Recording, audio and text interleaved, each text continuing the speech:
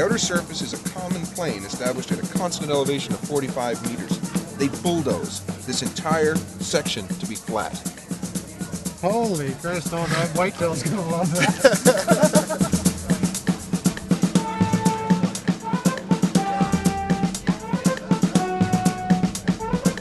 The process of getting the word out was much more difficult in the beginning, again, because of faxes, and I would gather names and addresses and really work on concentrating on getting press coverage. You know, at the very beginning, I called every press agency, gathered their fax number, tried to get the names of reporters, and compiled this enormous fax list, and then would do every other day or every third day a press release.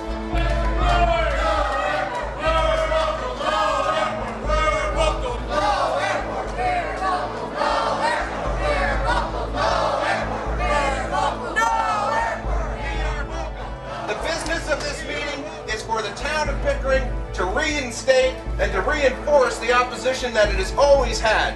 We have clear indication from them that they are willing to do that. And what we want to do is go in and show the federal officials and the provincial officials who so far have not come to the table that we're vocal and we want no airport. We're vocal.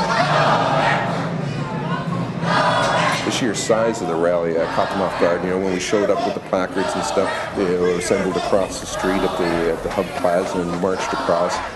You're doing a good job stirring up the crowd and whatnot, but at the same time, when, you know, everybody's welcoming, okay, but at the same time, no signs, no placards.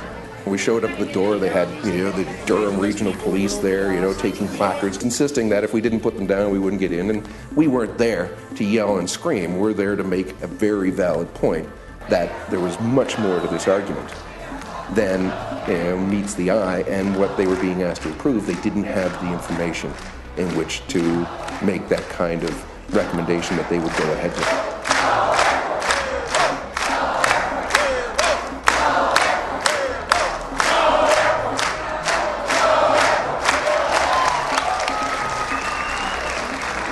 Getting 700 people to show up at Pickering Council certainly got the message through to our city council on a public basis, and they stood up and pounded the table and said, yes, we're against an airport, we're against an airport. We stand with our constituents, we're going to get the truth. They are going to get one clear message from you, from us: no airport in our community!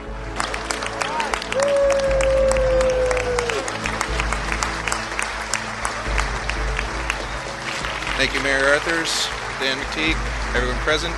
We'd like to start this presentation, first of all, with a viewing of the video that has been put together by Film Star. 25 years ago, the federal government seized, through expropriation, 18,600 acres of the richest farmland in Canada to build an airport. After a successful campaign by People or Planes, Ontario refused to provide the necessary infrastructure, and the federal government shelved the project. For 25 years, the bureaucrats at Transport Canada have been designing an airport on the site, as evident by this 1993 map.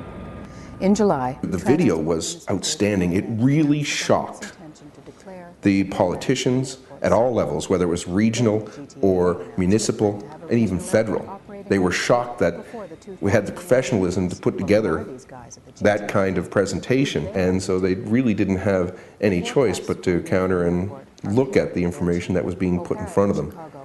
And it didn't matter how you added it up, the numbers didn't work.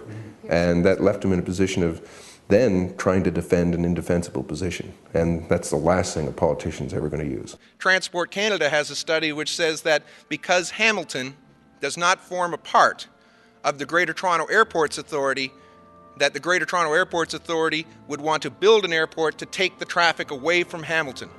Rather than use the existing airport facilities efficiently, they want to build their own empire. We say let's stop them, right here, right now.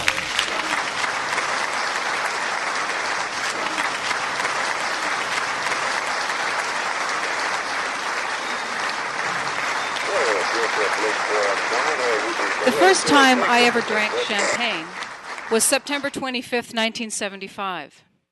I remember this because it made headlines.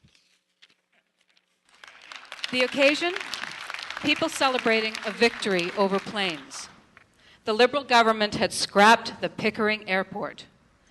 Sadly, governments never admit to their political mistakes. And here we are once again, 23 years later, strongly opposing an airport on the Pickering lands. An airport is neither wanted nor needed, not now, not ever. No airport in Pickering, period.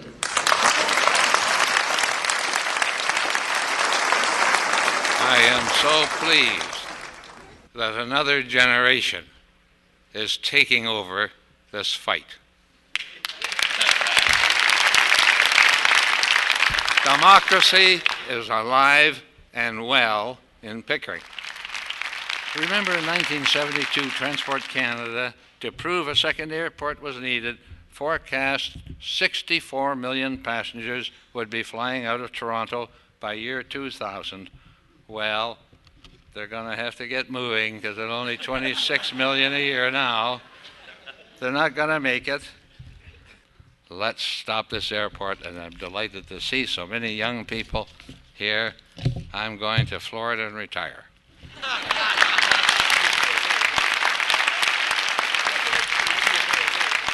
At the end of the meeting in Pickering, as it was breaking up and there was the vote and everyone was cheering, I went down to hand all the various politicians a vocal button.